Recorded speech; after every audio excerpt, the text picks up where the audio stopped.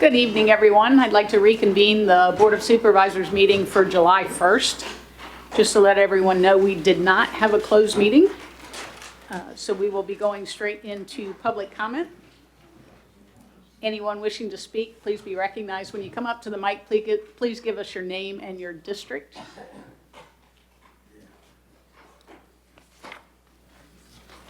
Public comment. Okay, and the comment, can we talk about library? Public comment is about anything you want to talk about. Yes, sir. Including invasives. Yes. Okay, I have a couple words here. This is general comment. The things that we do for the community are important. Could you clarify who you are? I'm Mike Millen, and I live in Hampton District, right down the road. The things that we do for the community are important. The goal is not to avoid spending money, but to use our resources wisely. We all want to be remembered positively. The Rappahannock gets many things to be proud of. The high school, the post office, the theater, the courthouse, our fire and emergency services, the new food pantry. These things benefit all of Rappahannock.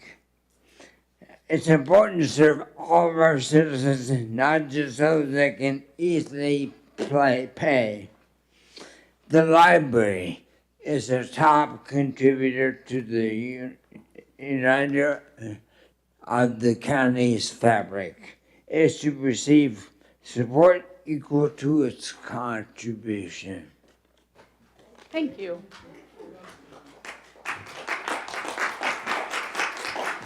Let's hold applause in the future, please. Thank you, sir. Next.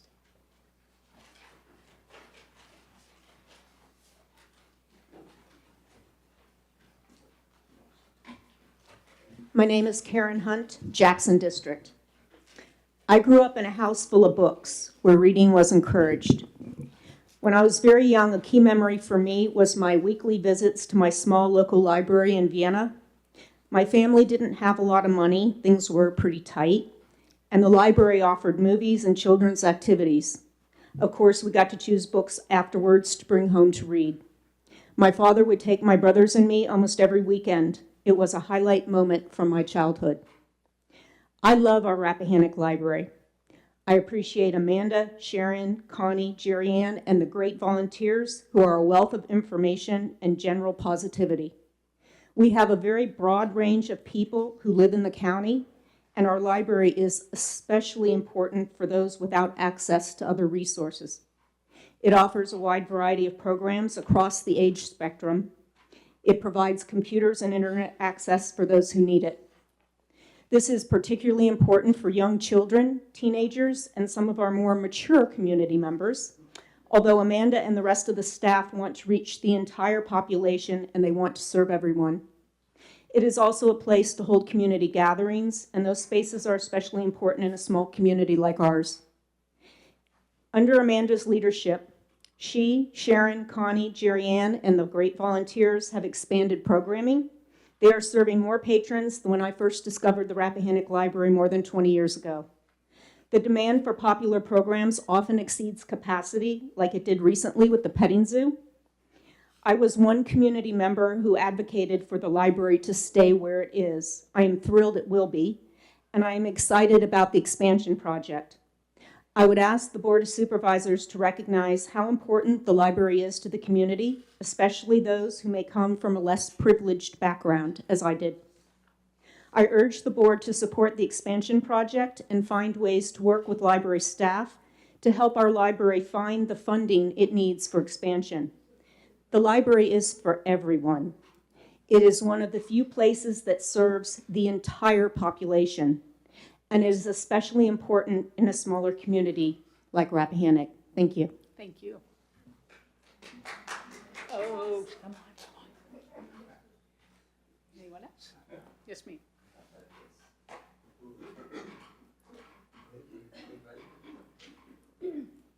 Sheila Gressinger, Hampton District.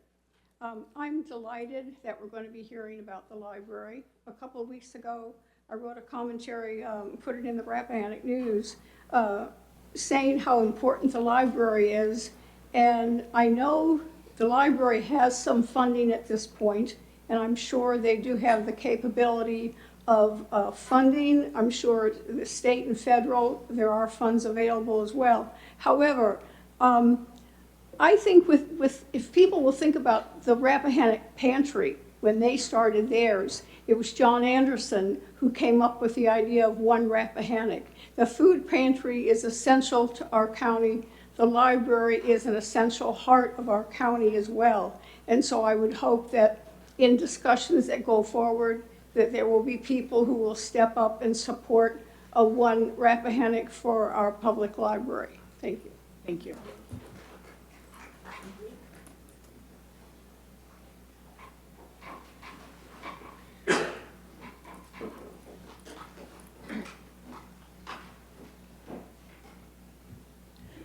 Diane Bruce, Piedmont District.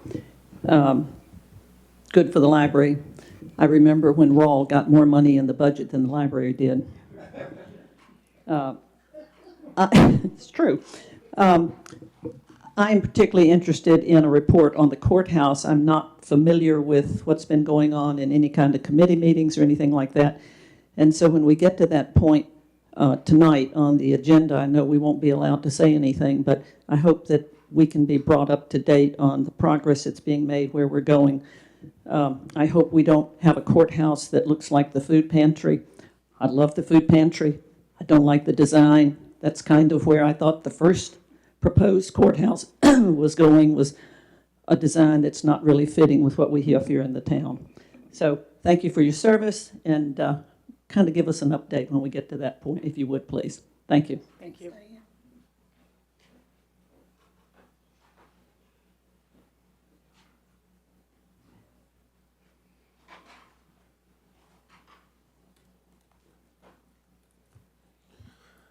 John Capielli, Mr. Whitson's district. I can't remember what it is at the moment. I wanted to keep on top of the new regulations that are coming for the construction yards. And as the board knows, I'm involved in it one way or the other. And I'd like to see some of the more restrictions on it that I hadn't seen in the proposal. I know you probably wonder, why in the world would John want more restrictions? But yes, I think there are some. One of them, right off the bat, if somebody's going to have a contractor's yard permit, it should not be on an empty lot. It should be someplace that's their residence, along with the other things that I've mentioned. As such, I would like to see some more public input or involvement in the writing of the regulation instead of having haggling afterwards. I understand that possibly one of the people that I would like to work with on this would be Ms. Smith. Yes, surprise, because she is both on the Board of Supervisors and on the Planning Commission. And I think that she has some insight into this, as she has family members that are also in construction in the county. Is there a possibility of such? I'd like to find out, or somebody can find out if that is. I'd like to be contacted. You all know where to find me. Thank you. Thank you.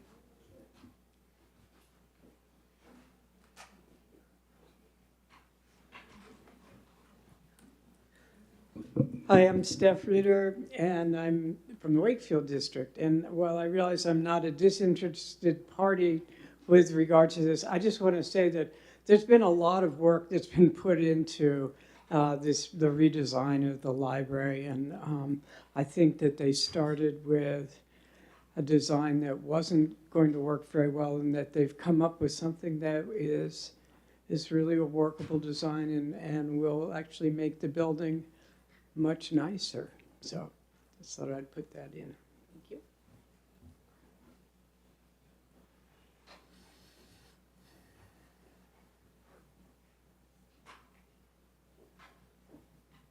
No one else in the courtroom? All right, I see a few names online.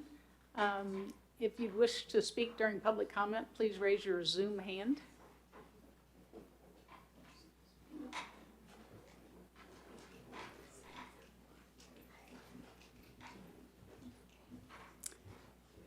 Not seeing anyone online, I'll go ahead and close public comment. Thank you. I did want to mention on the contractor's yard, as you all know, we had three pretty hefty items on the planning commission. So when we got to the contractor's yard, and the staff was out of pocket for that meeting. So we did not take up the contractor's yard at any length other than to say we needed to work on it. I do have time set aside to talk with staff about it to move it forward, but I do anticipate the planning commission will be working on it for the next couple months to get it back to the board, which I know is I was hoping to have it sooner for you all, but summer schedules being what they are. Yep. People are allowed to vacation. That's exactly right. Yep. People need to vacation. Yes. All right. We are moving now into presentations, and I have 3 people from the library. Victoria, are you going to start? I'm going to start. Okay, Yes. come on up. Good evening, everybody. Thank you all for coming out to show your support of the library. I know our Board of Trustees really appreciates it.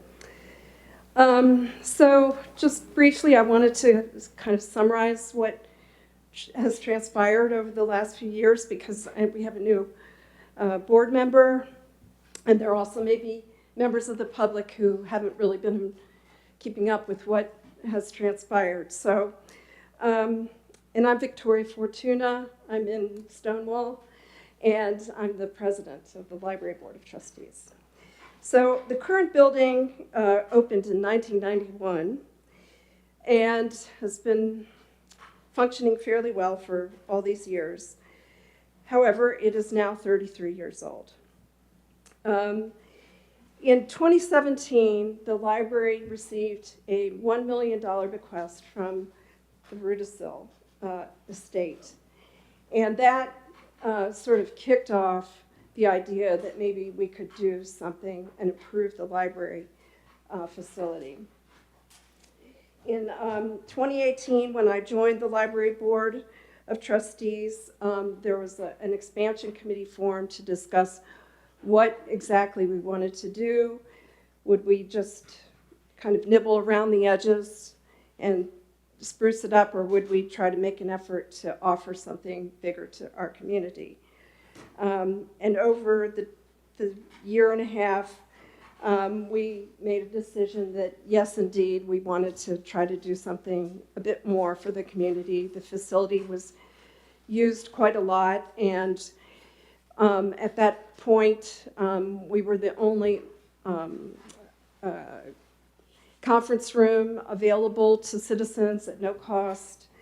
And in general, we felt that people were pretty positive and wanted more services from the library. So in 2019, latter part of 2019, Gary and I and Janet Davis, who you remember was the president back then, worked on an RFP, and that RFP was published with a date of November 6th return date, and we sent it out to various architects, and our team narrowed down to four firms. Gil Ensminger, who's here tonight from Interos, was the finalist, and Gary and I then worked on the contract with Interos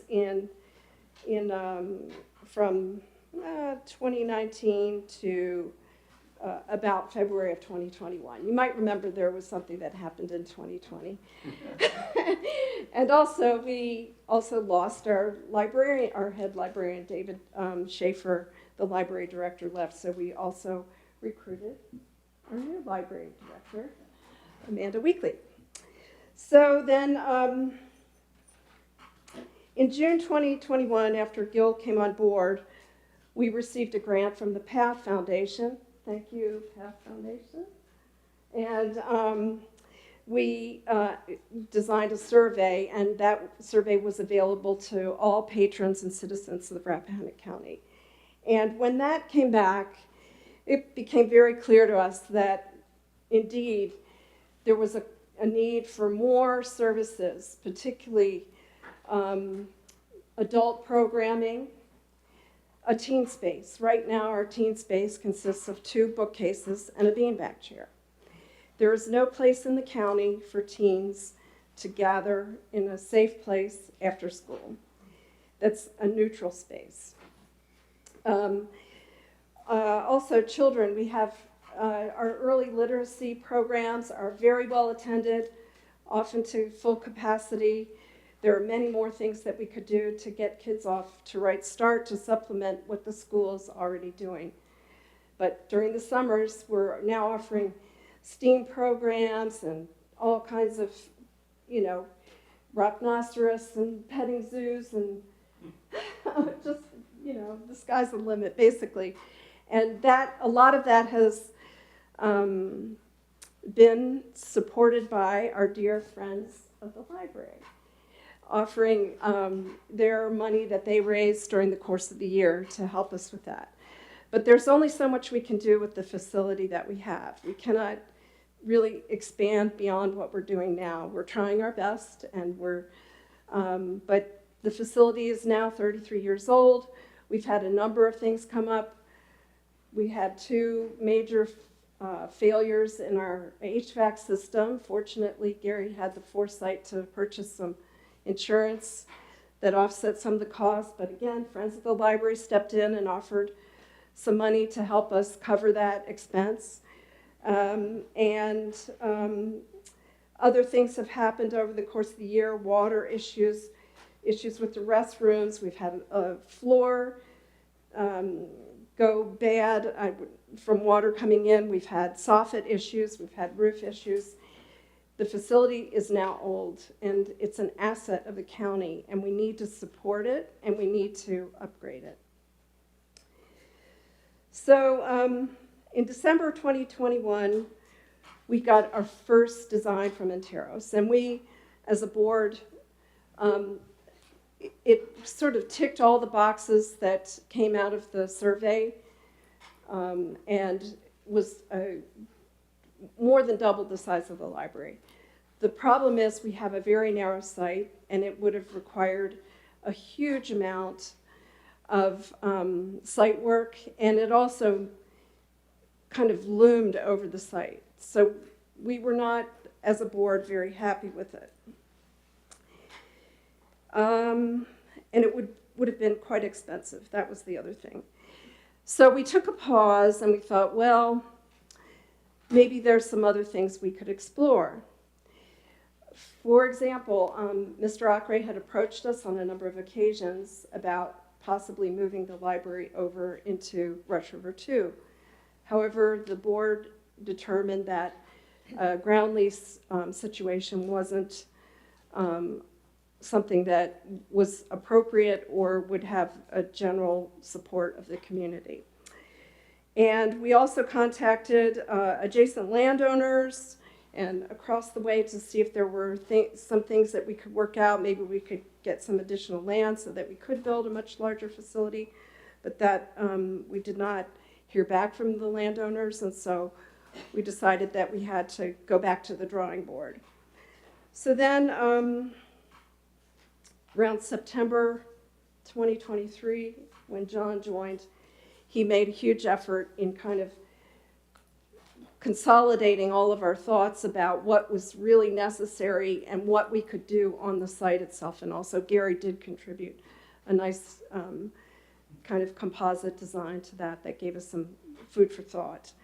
And so now, finally, we have a new design, which we would like to present to you. So if there are no questions from me at this point, I'd like to have Gil take over and present the new design to you and answer your questions. Okay. Thank you. Thank you, Victoria. And it's great to see so many library supporters here tonight. That is a testament to your community and your support for the library. I'm Gil Ensminger. I'm with Interos Design Architects, and thank you for having me here this evening. Next slide, please. As Victoria mentioned, we've been working on various planning ideas, concept studies, programming efforts for the library since 2021. So we've been involved with the library for a number of years. The first phase of our effort in 2021 was a detailed programming study. As Victoria mentioned, it did involve extensive community input through the survey that was conducted, as well as public meetings, community input meetings, stakeholder meetings to develop the list of priorities and goals for the project. We took that information and developed a detailed program, which developed the square footage needed for the library. At that time, it was estimated that the library needed to be at least 12,000 square feet to meet the needs of the community. And as Victoria mentioned, we developed a concept reflecting that, as well as other goals that were presented to us early in the design process. I think after that phase of the project, the library board evaluated the goals, the priorities, the feasibility of the project, and redirected those priorities to what we've worked on for the past few months, which was to take the over 12,000 square foot library and consolidate that down to what were just the main priorities and main goals of the project. Next slide.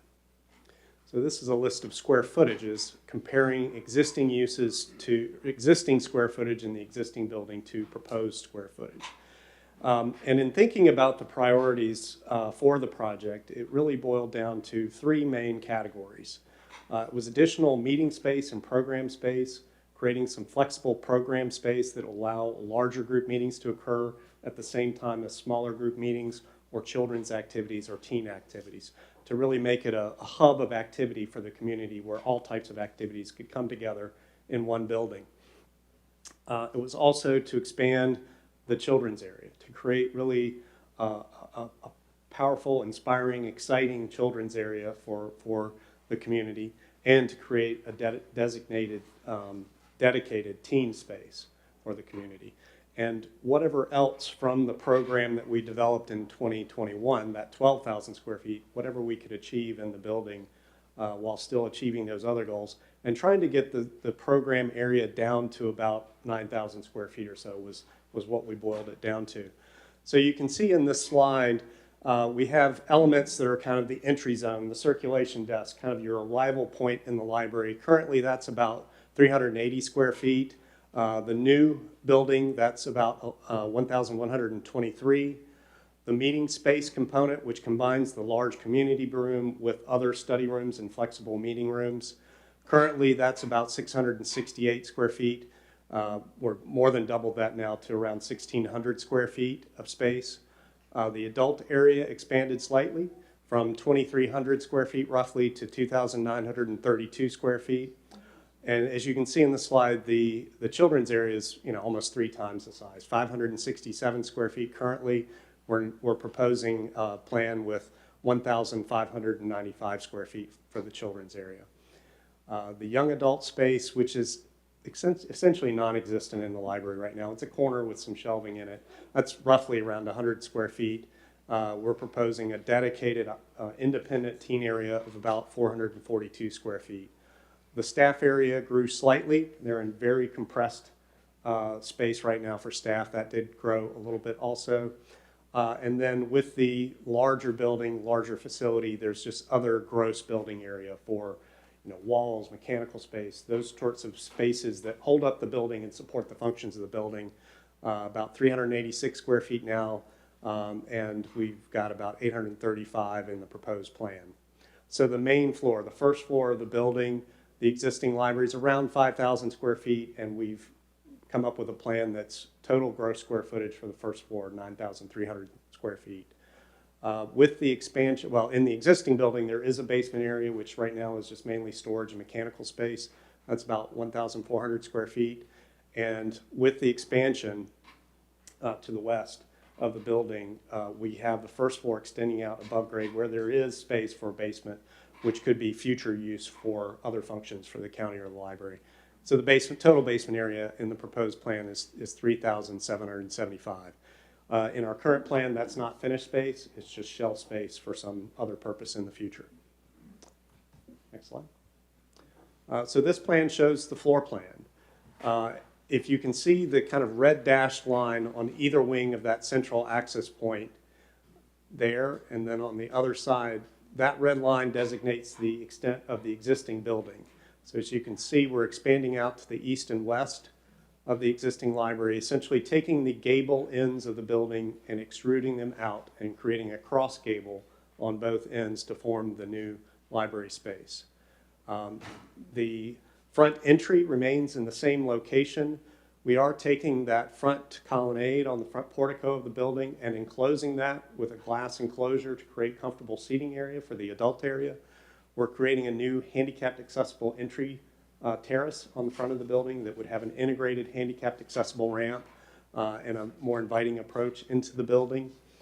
The blue area in the center of the plan is the adult area. We have worked extensively with Amanda to accommodate the collections and a little bit of growth for the adult area in the new building. And centrally located in the adult area is a circulation desk. So as you enter the building, you will be greeted by staff at the main desk for the library. To the right of the adult area is the meeting room space. There's an existing small porch area on the front of the building that's existing entrance into that area. We're retaining that and allowing for the meeting space to be separated from the library and entered through that entrance for after-hours use of the meeting room. The kind of lavender color on the far right is an expanded meeting room space in the addition. We have new restrooms, multi-fixture restrooms that would be fully handicapped accessible, accessed off of that meeting room entrance and accessible from the library when the library is open. We have adjacent to the restrooms a small reading room. So that could be used for our quiet reading room space, study room space, whatever the use might be, but it's an enclosed room. And then on the left side of the blue area, coming down a pathway, that is access into the flexible program room space and the study room. The first room you would come to on the right is a 6-person study room. That's another small meeting room space. Could be used for adults for various different meetings. Could be used for teens or children as well. Then just beyond that room on the right-hand side is a flexible program room. So that is positioned so that it could be used for the main program room for children's activities or teen activities, but it's also accessible for adults as well for some type of activity.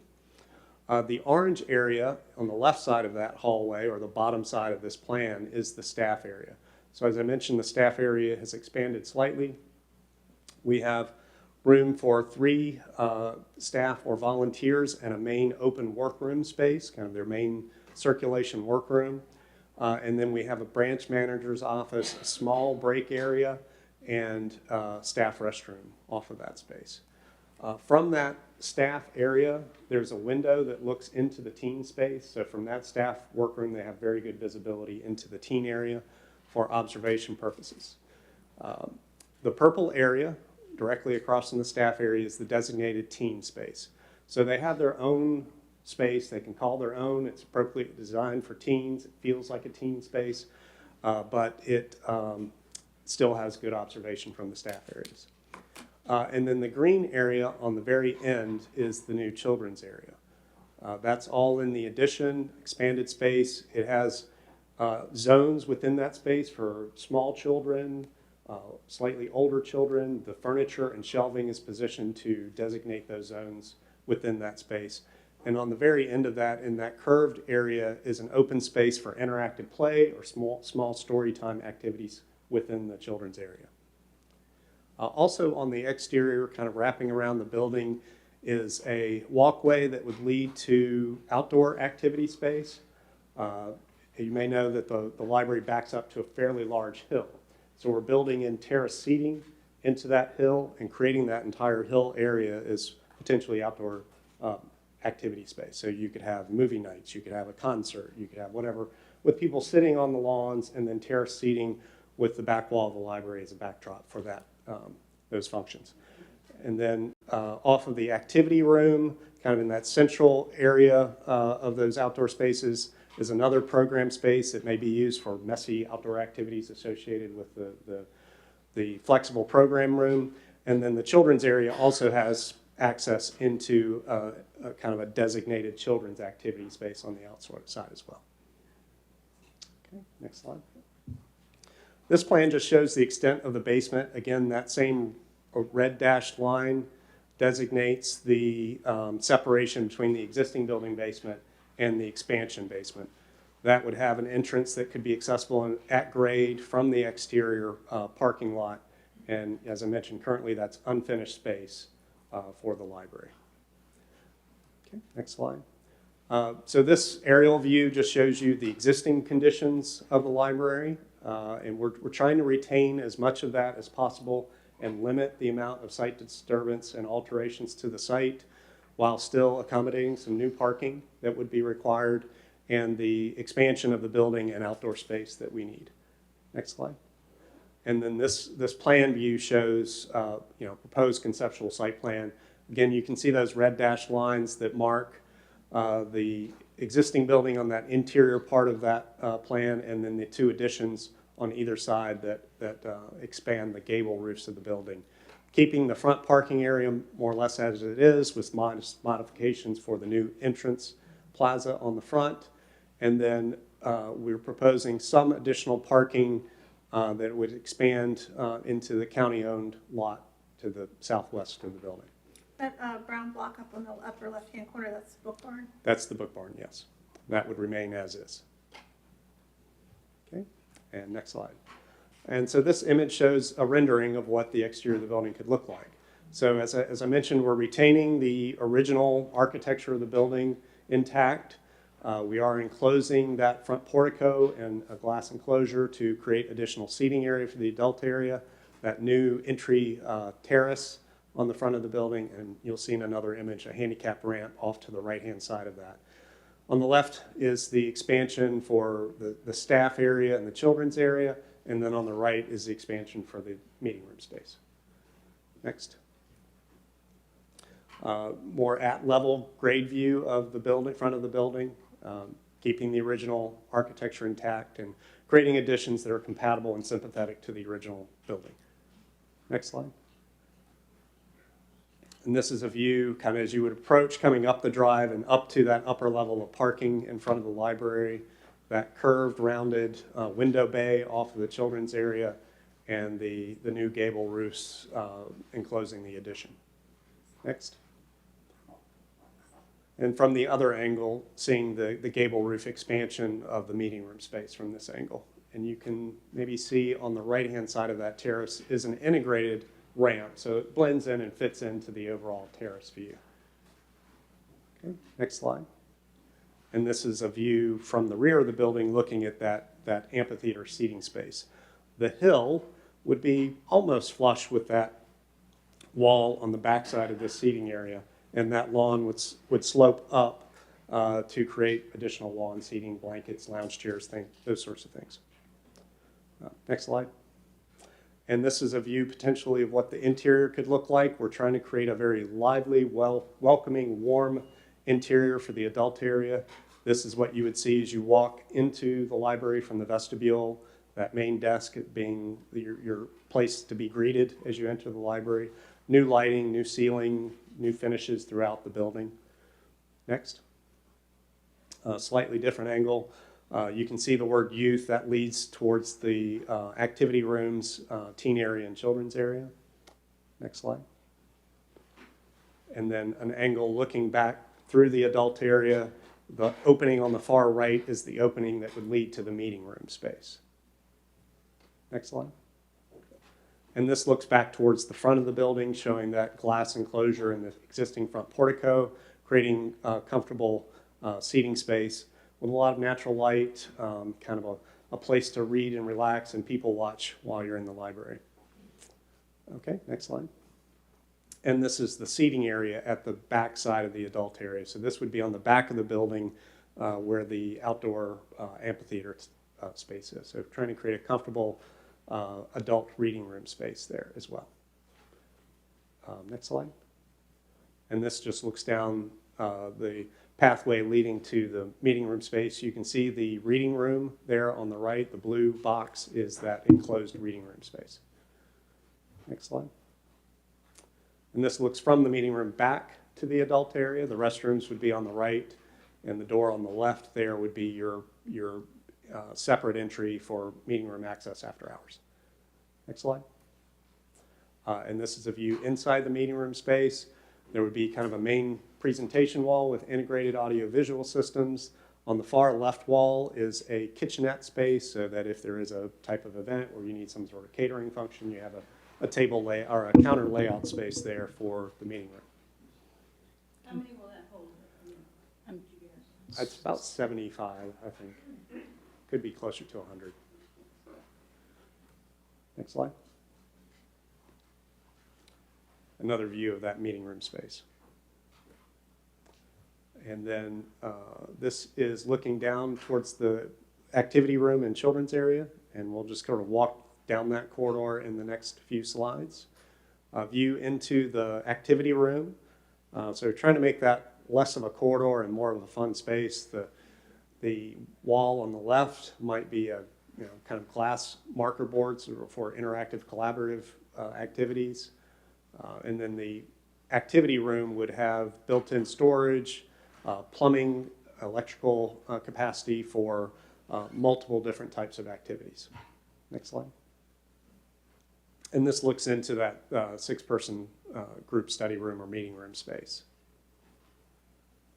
There is a lot of transparency in the building so that people can see the activities that are going on and be excited by them, and also so that staff can observe what's going on in the rooms. Just another view into the activity room. Flexible furniture that can be rearranged for any type of activity. Okay. This looks at the staff window, so you're standing kind of at the entrance of the teen room, and the staff window has direct view into that teen space. Okay, next room, next slide. And this to the left is the entry into the teen room, the activity rooms just beyond that, and then you pass through up into the adult area. Next slide. This is the kind of view into the teen room from that staff window. Next slide.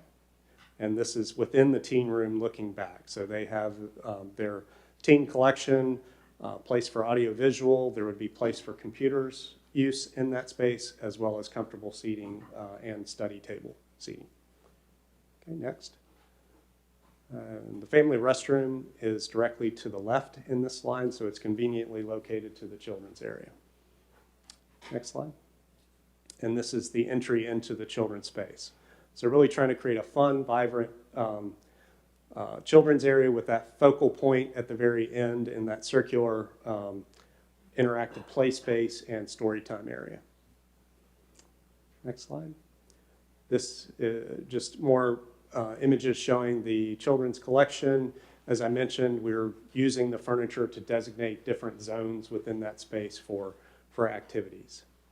Next slide. Again, showing those various zones and different types of activity in the space. Fun lighting, fun forms, good colors, kind of vibrant space. Next slide. And you can see some of those various forms and different types of seating for different activities. Next slide. So that represents the design. This is a conceptual design at this point. It's, I think, fairly well developed from a design standpoint, but there's a lot more engineering and drawings that need to be done before it becomes any type of real buildable project. I think, were there any questions about the design? And if not, I think Victoria may take over about next steps. Questions about the design? I had one.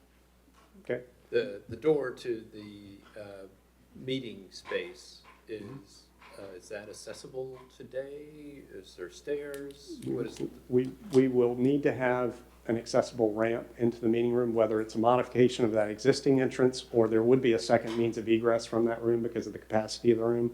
And we may make that second means of egress the handicapped accessible entrance to it.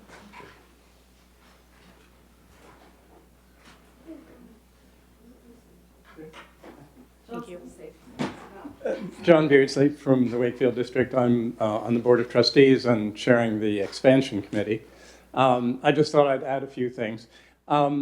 First of all, I wanted to underline what Victoria was saying about all this being generated by community input. We did the survey. The survey identified specific needs, especially more adult programming space, more children's space, more teen space, better community space. So we had a list of ambitions that really came from community input.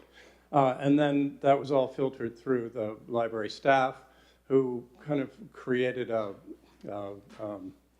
hierarchy of needs and winnowed down what they thought was most essential from the survey. So really it's important that this was generated largely from community input that was then digested and rethought by the staff. The second thing I want to say is that Gil and his team at Anteros have been incredibly collaborative as we, the Board of Trustees, have thought and rethought the project. And they've been very responsive to our concerns about consolidating the project some, making it proportionate to both our needs and what we hope the community resources will be.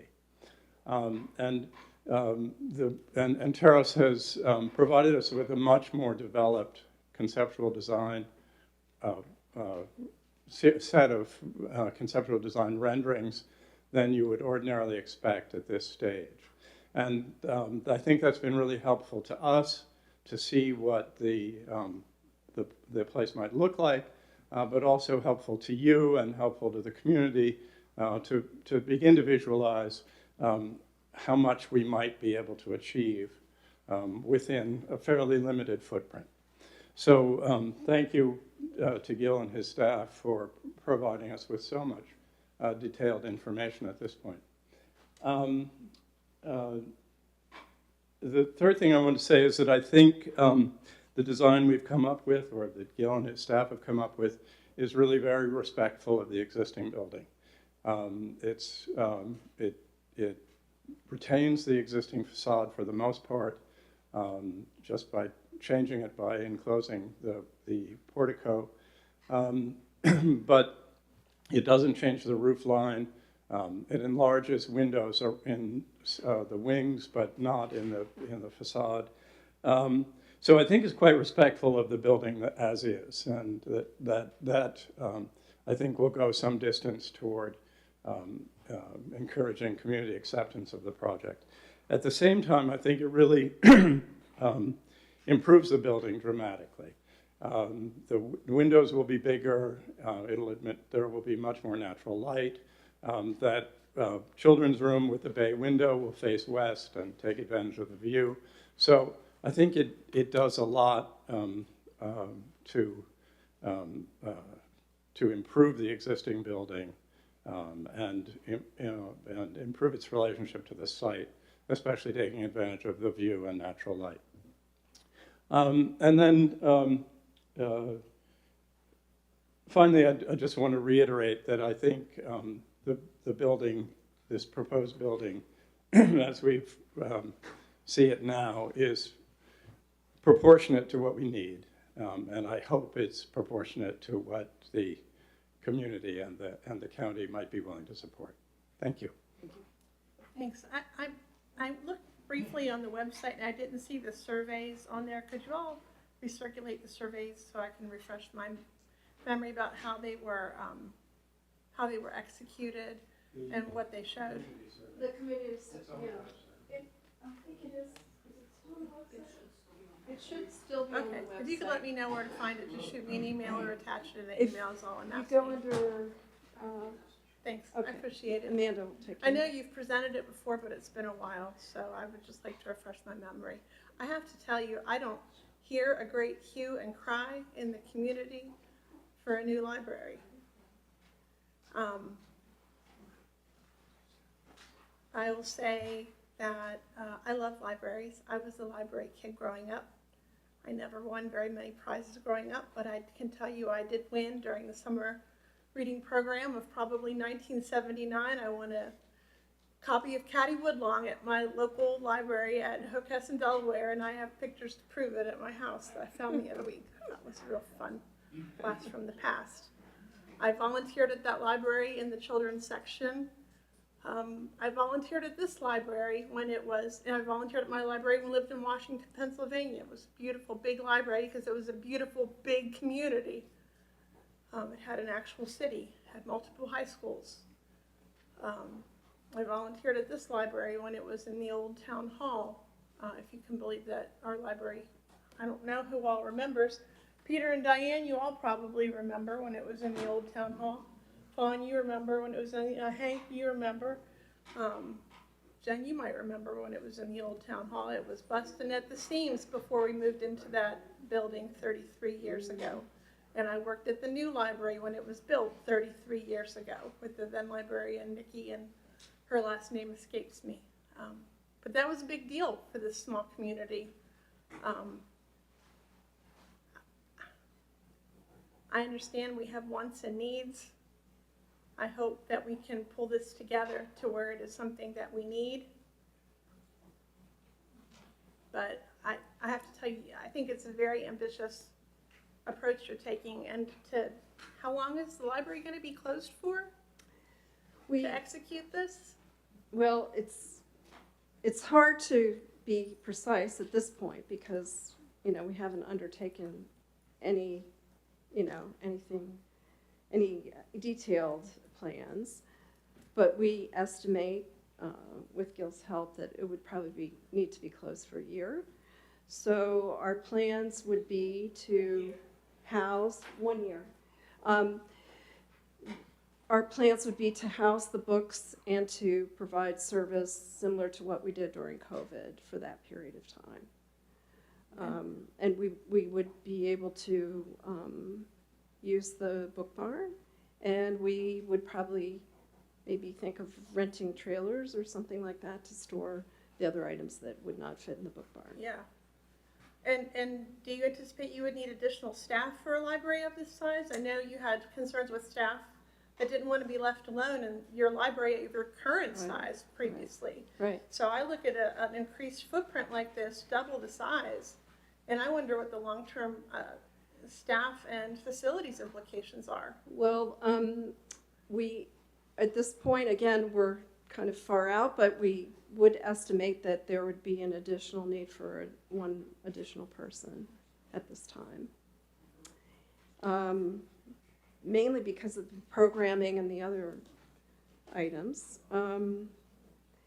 So that would be an additional cost that would, that the county would have to, fund.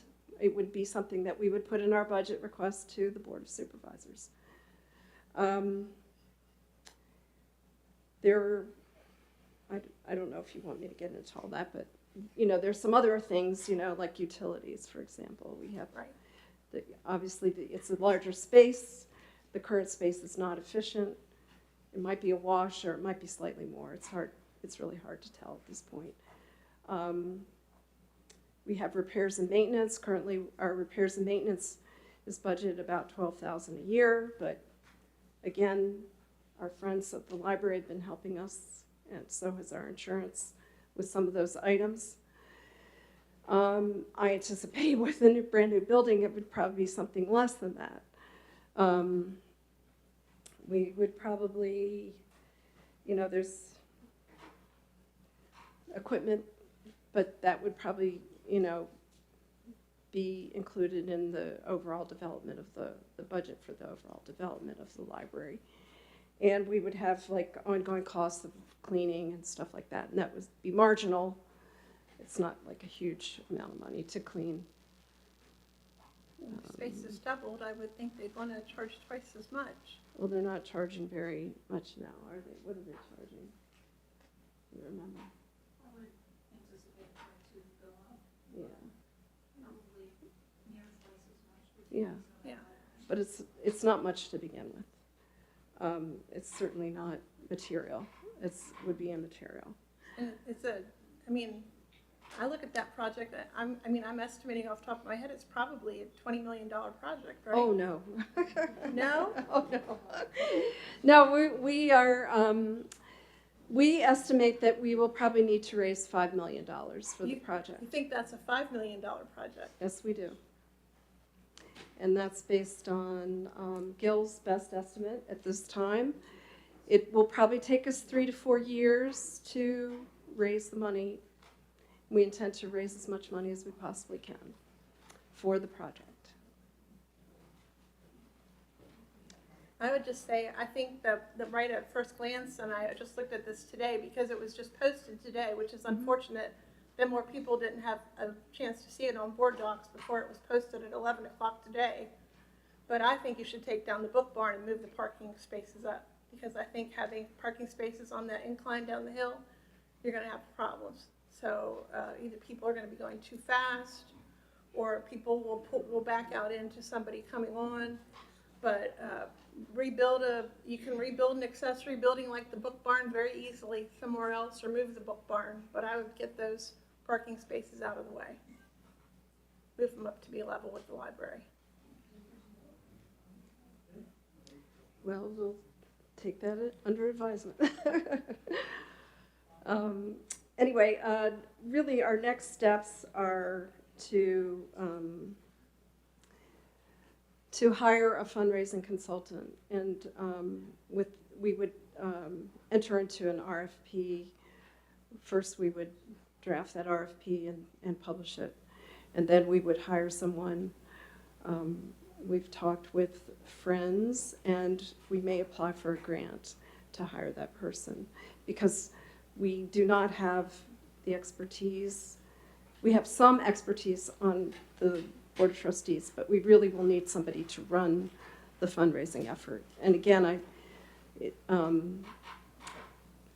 we met with the Center for Nonprofit Excellence, and they really estimated that it would take us 3 to 5 years to raise the money. So of course, the $5 million that we're talking about raising, obviously construction costs are not going down, so we would have to build that into our fundraising capacity and program. So that's kind of where we are. That's our next thing would be to move, because frankly, we're very excited about the new design. We think it meets almost all of the community needs that were identified. It gives us some room for growth in the future. It doesn't meet everything that we wanted. It's certainly not, our Christmas list with all the boxes checked, but it certainly checks a lot of the boxes that we were looking for. So, I had some of the same questions about staffing with an expansion. What did that mean for staffing and maintenance and upkeep? I can say that I will echo half of what my colleagues said. I haven't had anyone come to me and say, I need a bigger, newer library. What I have had constituents say is, I need a place to meet. I need more programming for my children. Where can my kids go to study? So I think while this conception is ambitious, I agree it's ambitious. Ask not, receive not. I wish you luck and hope that it goes well, because I think it can serve our community well, yeah. As it has in the past. I know that, I will admit, I did not use our library until COVID, and I was amazed at how well they did during that time, and how the kids were serviced, and how I was, I had access to things I needed. So, yeah, while I agree it's ambitious, and I have similar concerns about staffing, maintenance, upkeep, I think it would serve our community well, and I think it would fill voids that people are asking, they don't even realize what they're asking for is the library. They're asking, like I said, for the programming, for spaces to meet, for other things. I mean, there's no place for teens in our county to meet and to, you know, maybe There's no organize place- a gaming night or a movie night. I don't want to disagree with you, but there's our schools, there's Yes, our but the park, schools, there's our current library, all of which are available to our teenagers. That's true, but our, after school, there's not really that much other than our current library, which really doesn't offer them a space where they can gather and, you know, have a gaming night or, you know, that sort of thing There's together. tons of programs available. Or for the school collaborate on already. schoolwork. Yeah, well, I mean, I appreciate all the hard work that you did to it, and I hope you know, I wish you all the best with it. I just don't, I don't hear an organic groundswell of support for a large library project.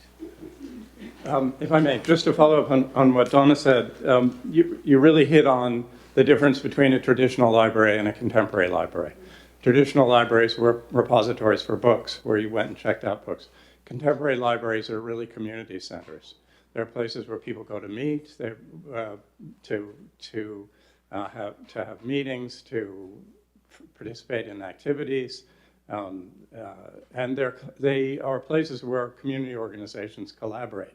The library is already collaborating with the schools, collaborating with Headwaters. So whether people identify the need with the library or not, that the need is there.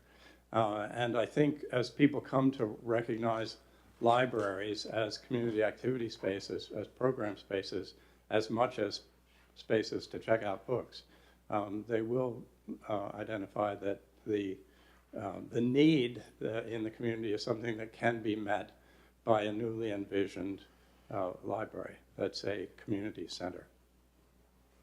Thanks, John. Thank you, John. I just want to say, from where you were to where you are now, I'm much happier. I think this is can happen versus the old, much larger. I just didn't have any clue that we could pull that off. In today's world, if you can get children in a book and not on a computer, I think it's a win. I'm very concerned as an adult that has no children that there's a lack of socialization because so much of it is here and they're not even having conversations. So if our library is actually proven a need for a growth in youth space, tells me we're planning on having more youth, which I don't think is a bad thing in Rappahannock County. But it also, I think, gives them a much needed location where parents can feel confident that once dropped off, they'll be safe, that there'll be activities for them to do and additional learnings. I think it's brighter and more uplifting in the design that you've drawn. The older day buildings didn't really worry about how much light you got and all that good stuff. So I think technology has changed considerably. And with LED and different controls that you can do, I think you can probably save some money. But ultimately, as a board, we've got to worry about operational expenses and that kind of stuff. But I applaud you for continuing the effort and not just going, nope, it's not going to happen in this county. Because I do believe there's a need for additional space for our youth, and I really hope that your surveys and everything does show that you're on the right path. The big deal is, raising a lot of money at the same time other organizations are raising money. It's definitely a challenge, but I really appreciate what you've done, and I know we'll continue to get updates and that kind of information, but I think our kids do need, it's not a restaurant that they need to go to, being an old restaurateur, a library where there's continued education, safety, fun, atmosphere, I think is very positive. So thank you, and please keep us updated because we're You're welcome. Yeah, this is just a continuation of our updates, and we will definitely continue as time goes on. Yeah, So, you've come a long way. yeah, thank you. Yeah, we think so too. Gil's, I have to echo what John was saying. They've been very responsive to our needs and have really helped us kind of think through the process in different ways. So. Thank you. It's a heavy lift, but I think you have a pretty impressive library board, right? So, Yes, we do. Do you know everybody?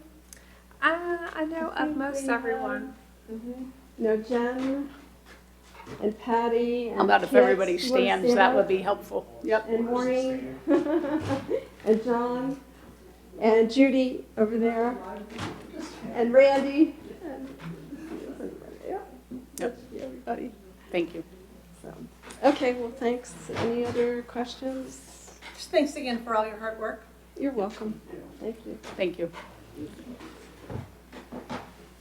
All right, we're going into old business. If you don't want to be here for old business, this is a good time. Let's take a brief recess, Yeah. shall We we, can do Madam that. Chairman? Couple of minutes, recess. All righty. We are moving now into old business, architectural and engineering services. I know there are a few people here who are hoping to get an update on where the board is, and probably more importantly, staff is on this topic. I formed a committee at the authorization of the board to review proposals that were received, and that committee shortlisted proposals and received presentations. And then from those presentations, ranked offers and identified a top-ranked offer. Since that time, I've been working with that firm to work out the scope of the project, at least the first part of the scope.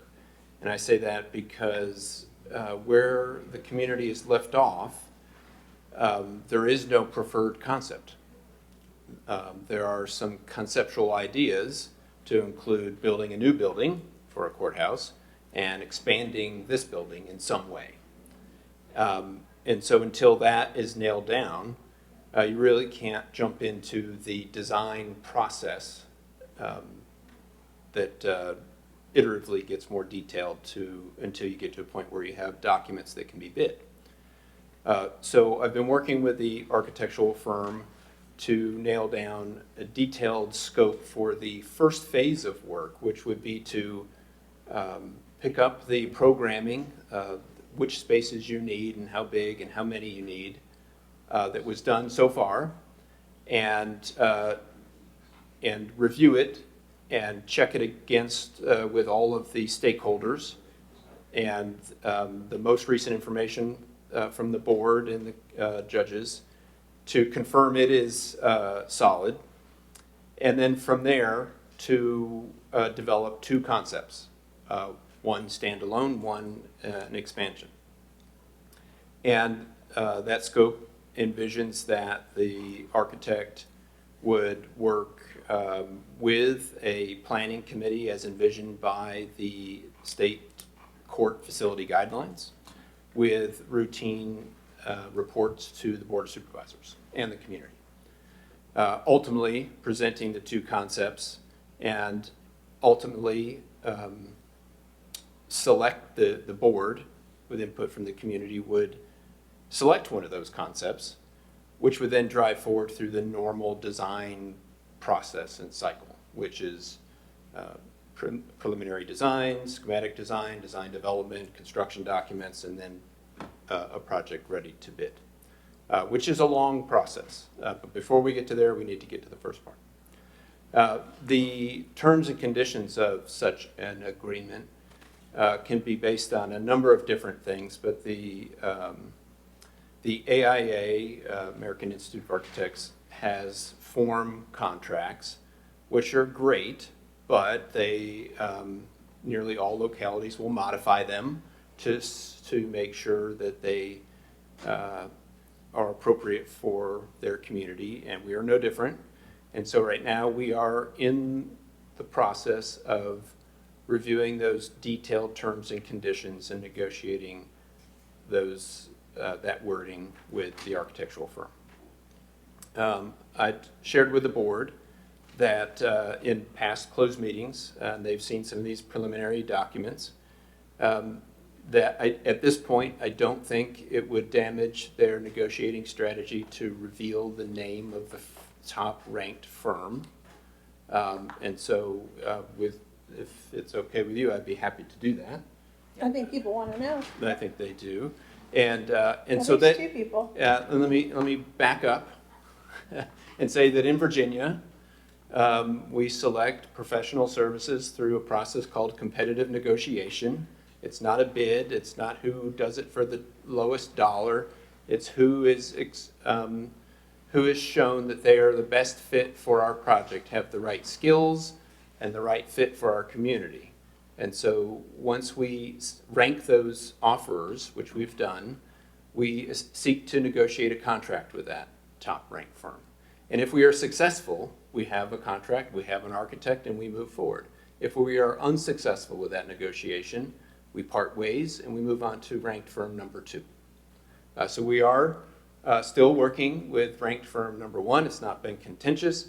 I'll have to say that their principal was on vacation for 2 weeks of June, and I was on vacation for 2 other weeks of June. That didn't help us move things forward, even though he was in Europe and I was in Montana, and we were still communicating with each other. So that said, the firm we have ranked top is called Glave and Holmes, Glave with an accent of some sort, and Holmes, Glave and Holmes. They're the top-ranked firm. They are not our contract partner. They might be our contract partner. I hope they are. And I expect at the end of this meeting that the board will continue this meeting till later in July to handle a few of the other things on the agenda tonight, and to hopefully receive a copy of a draft agreement for consideration after it's been reviewed fully by all parties.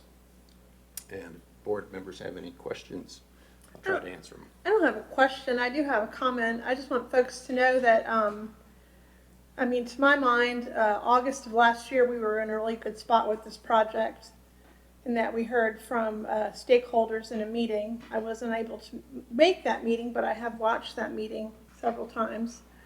And all the stakeholders were really satisfied, the judges and the other facility users, with the design. The one bit of feedback being not a criticism, but a change in that there would be a second courtroom required. So I do feel like we had a good head of steam at that point, and we were making good progress. Certainly no one liked a lot of the details about the building, but we were doing something. And that was the most recent step a year ago. And prior to that, as a member of the building committee, we had many times when we came back and reported to this board on different developments with the building committee, so that we would get support from the board and be able to continue moving forward, knowing that, like the library, it is a very ambitious project and does require community support to get it over the finish line, especially being such a critical need for our future. So I just want to say for the record that I still do not, under any circumstances, support adding on to this courthouse. We have been over this territory many times before. It is a waste of everyone's time, money, patience, and goodwill to talk about in addition to this courthouse. This courthouse has been altered once already to add this layer that this level that we're sitting in now. And to open up an historic building like this is a recipe for disaster. There's also lots of wiring and pipes that go along the back of these buildings. And it just makes all of the details of the project so more complicated in the way that we would need to build off this building to do an addition. And it would affect all of the other buildings in Courthouse Row. I don't and won't support an addition to this courthouse Continuing to discuss it is about a 2-year step back, and I continue to question why the board would entertain this. We have 4 acres behind this campus that a previous board, in their wisdom, purchased for future courthouse needs. We had that to the point where it was even mapped out that people could come and visit it last summer. Now, you may not have liked the way the concepts looked, but most people could look at that space and pretty reasonably agree that that looked like a pretty good place to put a courthouse. And it certainly would not involve all the complications of adding on to this old building. And so I just want to state for the record, so that all the stakeholders in particular who want to get this project, who know we need to get this project over the finish line, understand that I continue to feel the urgency of this project and will work diligently as a board member to get it done conscientiously, as well and as quickly as possible. Thank you.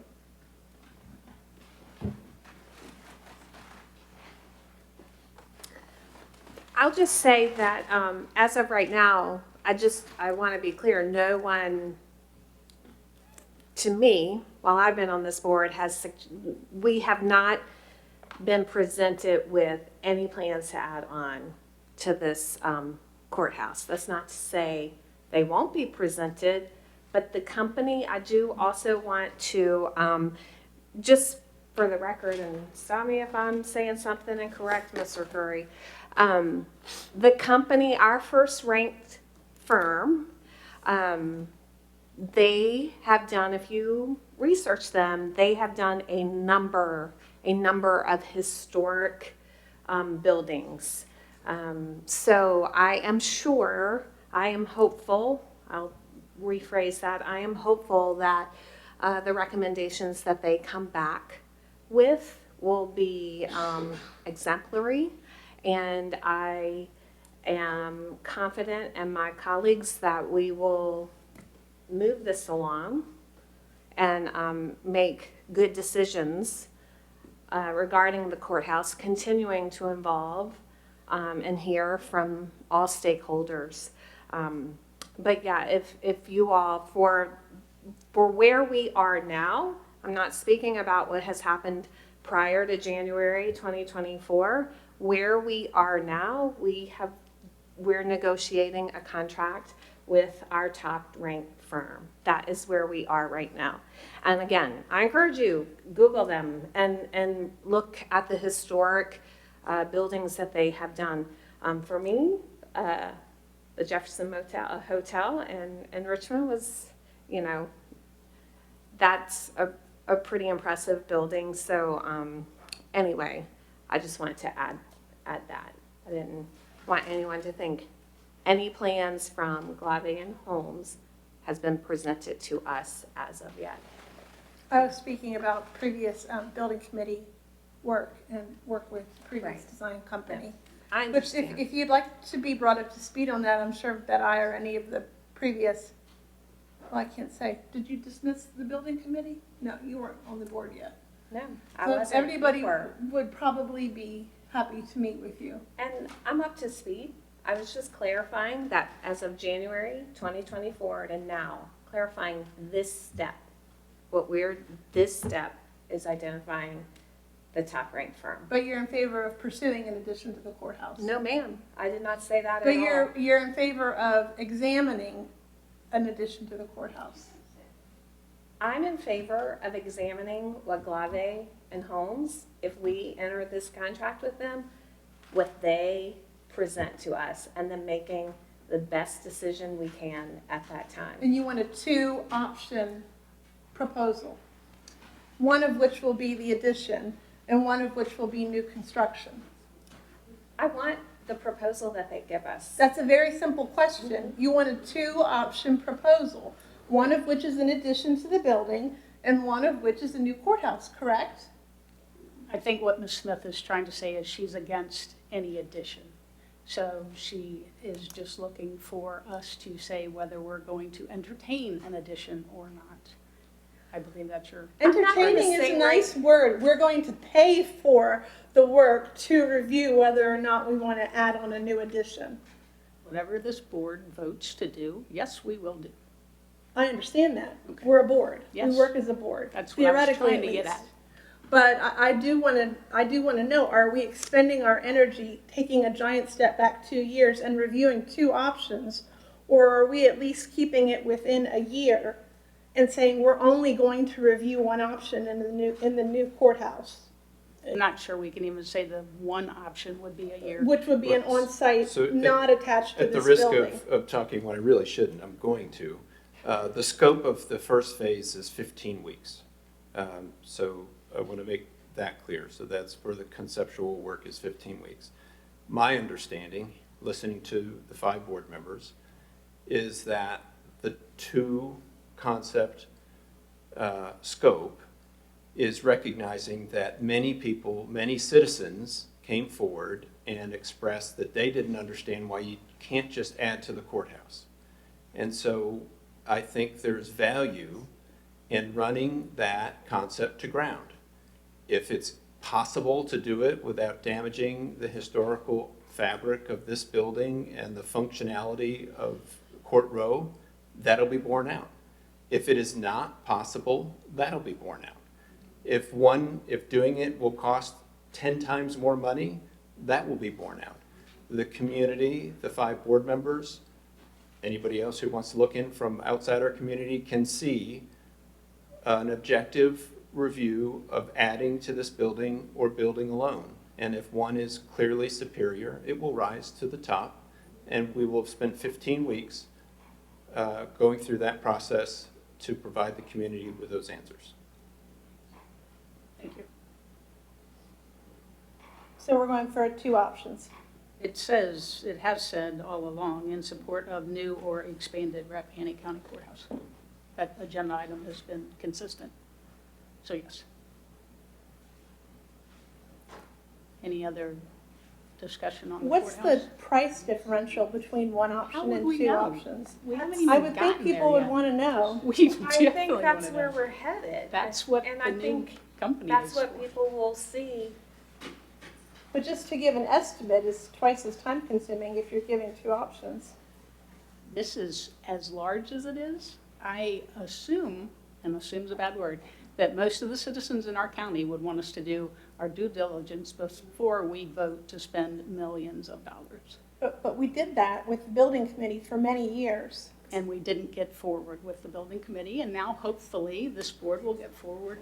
Well, a lot of people in the community did buy into the ideas that were coming together. Unfortunately, we had an election cycle, and as we all know, it started to come out in the paper that, you know, some of the board members flipped. I think Mr. Whitson flipped first and said publicly last summer that he was against the courthouse and he didn't believe people supported the planning. And then Mr. Carney said the next week basically the same thing. And then I think your quote, Madam Chairman, was there's no longer support by the majority of the board for the courthouse project. So, I mean, I read it in the paper. It wasn't said at a meeting, but it was pretty clear it was derailed over the summer by I guess feedback you all were getting maybe during your campaigns. I definitely know that was part of it, yes. But I'm trying my best to look forward and help us on this route we're taking with hopefully Glavan Homes. When will we know if they're a definite or not? Well, not until there's a agreement presented to you that you find acceptable. If it's presented to you, they'll find it acceptable, and so once we get to that point, then you'll know. Okay. And if we're at an impasse at that point, whether it's due to the cost or due to some particular terms, then we'll know then too. So are you thinking this is a part of the work session that we believe we'll be having on 7/25? Yes, ma'am. Okay. And I'm hoping to start that work session at 5:30. That won't work for me. I need at least 6. At least 6, okay. And we've got potentially other items that will be on that work session as well. W- 7:25. So that's a grain of salt until this board continues this meeting. Yep. Any other discussion? All right, I'm going to move on to temporary signs. Further discussion. A couple of meetings ago, the board had discussions about the sign ordinance and asked for it not to show up on the next meeting, but the meeting after that, and this would be the meeting after that. So here it is. You have 3 board members present. Perhaps it would be most appropriate to continue considering this. You've talked a lot about temporary signs, a little bit about some off-premise signs. And it might be appropriate to talk about this at a dedicated or at a shared work session. I'm definitely open to adding it to the 7:25 work session. I just don't want that to be a 4-hour meeting.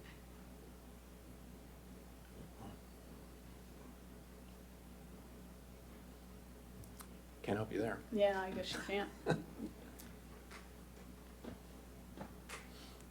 I'm open to adding it. Okay. I think the risk of having too much to talk about in a work session requires you to continue that meeting to another date, to have another meeting. Okay. Or maybe by the 25th, it would be your regular meeting in August, and then if you don't finish in August, then you move on to a mid-August Work meeting. session. Or, Yep. That would make sense. So I'm happy to talk any details about signs that you'd like, but I don't know that there's a lot to be gained without the full board here. Unfortunately, I agree with you. Same. Okay. Zoning ordinance update.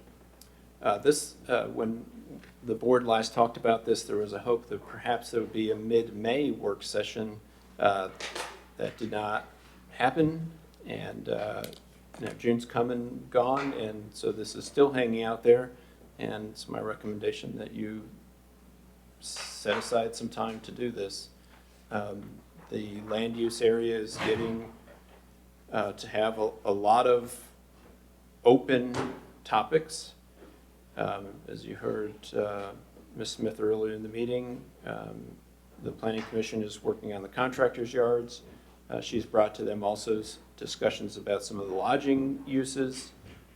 So After I brought it to this board first. right, sure. And so there's a lot of balls in the air. We need to start resolving some of these matters so that we don't have too many active changes happening at the same time.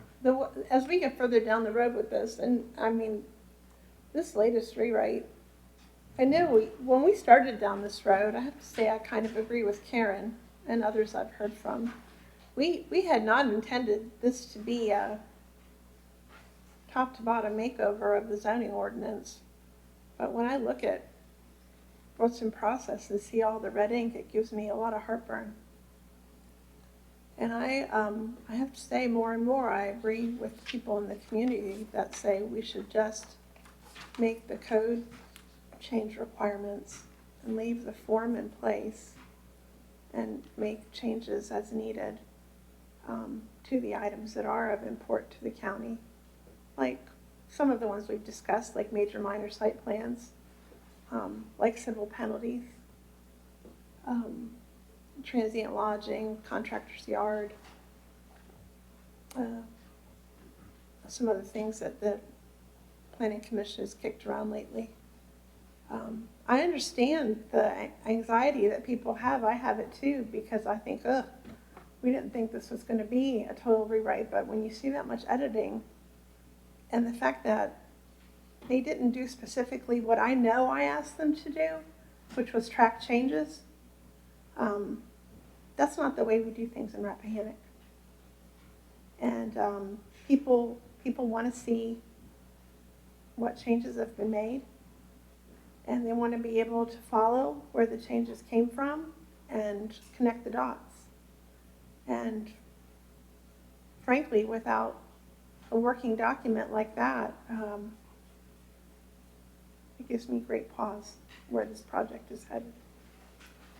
I need to clarify, the Berkeley group and did track changes. That document was provided in the most recent board meeting.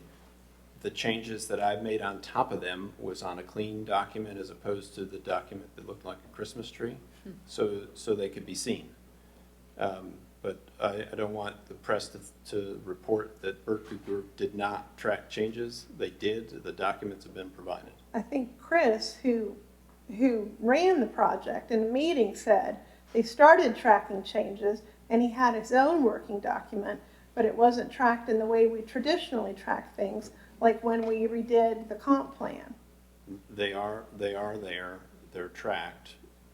The difficulty is starting with the diagnostic report. The Berkeley Group came to you and prepared the diagnostic report, recommended that the order of the ordinance be reshuffled. The board said, yes, let's move down that road. So they did it. They provide you a crosswalk with the table of contents of where current sections are, where they will end up in the future.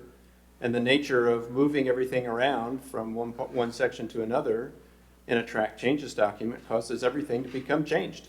Right. And gets very complicated. That's exactly right. They did track it, and I can't have the press report that they didn't do what they said they would do. They did do it. And the report, the track changes documents are posted to board docs. They're available.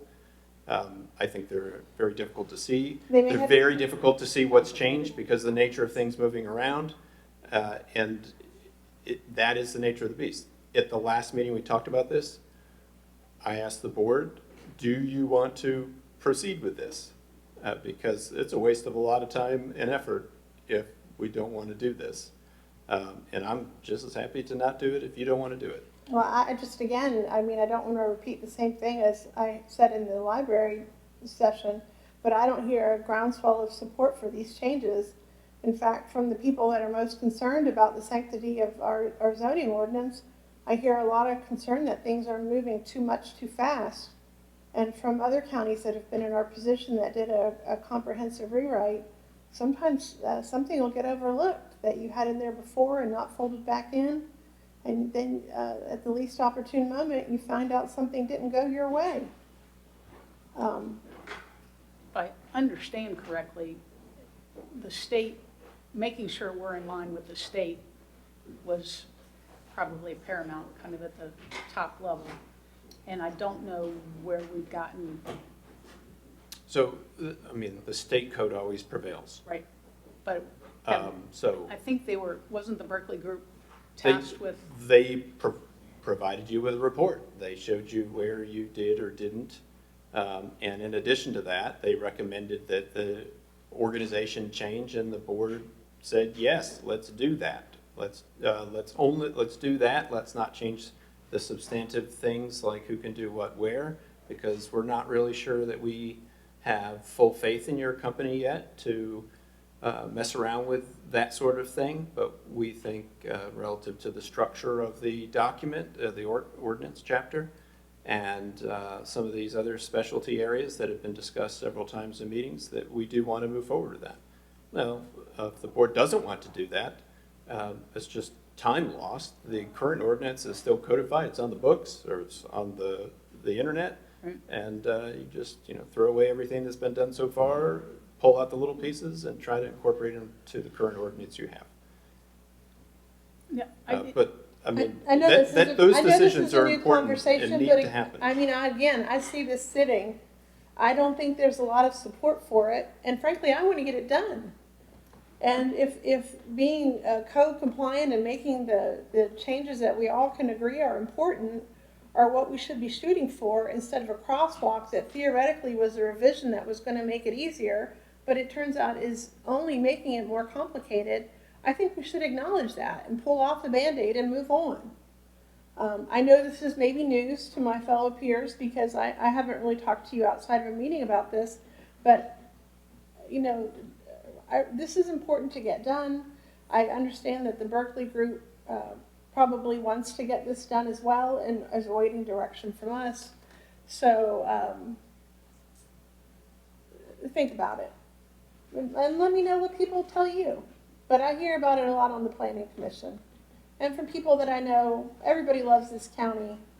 But but people that I know love this county and have served this county in different capacities for planning and zoning, and that question, making so much change at one pass. And I think that's a reasonable concern. And I think it just got so complicated that it was hard to follow. And I do believe that people believe that zoning is the biggest, keeper of the kingdom that we have in Rappahannock County. So is there a way to make it steps or boxes that add together to the whole versus what we have today, which is very difficult for people that don't follow zoning. Definitely not a zoning expert and want to try to make sure I understand it all. Is there a way to step at it in a different angle, different process that could allow us to get to the end game without it being so overly complicated? Yeah, it would be rounds of changes for sure. Yep. I think we could home grow some of it, and Because you're right, there are specific issues that everybody knows are troublesome. But I think what we're finding is if you touch that one attaches to several other things over here, and then all of a sudden you've got those changing. It's like, how do you put a block on everything over here and just work on this topic, this zoning issue that we know is important to our community? it can be very challenging. And I'm sure this happens in every county, but I don't have a clue how. Well, probably most counties don't borrow the next door county's document that they borrowed from the next county over and kept it for 40 years. Right. But if we want to keep it for 50, hey, let's do it. I mean, there's certain things that I don't think people are worried about, but there are other areas that we are very concerned about. So how do we just target the most likely to have a problem zoning issues? Well, and I should have said this in the roundtable discussion at the earlier meeting, but one of the commissioners did bring up data centers, and so we're going to dig into that some if it pleases the board. I mean, it's just I didn't read all of Ben Peters' report about data centers and their possible impacts on Shenandoah National Park. Yep. But just to know it's creeping, those are creeping in places that I would never have imagined something like that would be. I saw the one that they're building out on Route 3 the other week, and it just takes your breath away. Yeah, they're huge. Not in a good way. Yeah. But it's all about the tax dollars. Yeah. Which, I mean, I think our county, I like to think it hasn't changed much. I'd like to think our county is different. I mean, I've never done a total zoning update. Has this come up in your past history? I don't think any of us has. No, that's what I'm saying. I mean, localities go through this. Most, I don't think very frequently reorder their zoning ordinance. I don't think ours is particularly well laid out, but if it's what we want to have, then it's easy not to change it. Yeah. I'm not hearing that it's exactly what we want it to be. What I'm hearing is how do we do it a step at a time and not 140 pages at a time or whatever. Well, sleep on it. I'm not a big believer in making a spot decision. But No, it's been lingering for a while, and if it's been hanging out for that long, I think we all need to just kind of come around to the idea that we need to do something to get it going again. And I think chunks or rounds of work is probably a better approach and more palatable to the people of the county, and rightfully so. I mean, it's like the sign ordinance. I feel like we're getting there. I actually feel like we're close to something. And it's taken a long time, but it's so important. Spring of 2018. So is there another sign ordinance in there that we should just pull out and start focusing on it instead of everything else? I would suggest you shouldn't do any of this until you finish the sign ordinances, which is what I recommended before, but you Yep. didn't follow that advice. You Right. said, let's just do it all and keep going. Oh, worlds collided. Okay. So we are, I mean, the temporary sign conversation is on the 25th, so maybe that'll help us move forward on where we want to go with this. And I don't know if the Berkeley group has any suggestion on how to cut it into pieces instead of. If you want to reorganize the document, there's no half steps. You reorganize it. Now, if you want to just reorganize it and not change anything, then you're not, what are you accomplishing? So I think you have to decide that you're going to reorganize the document or not.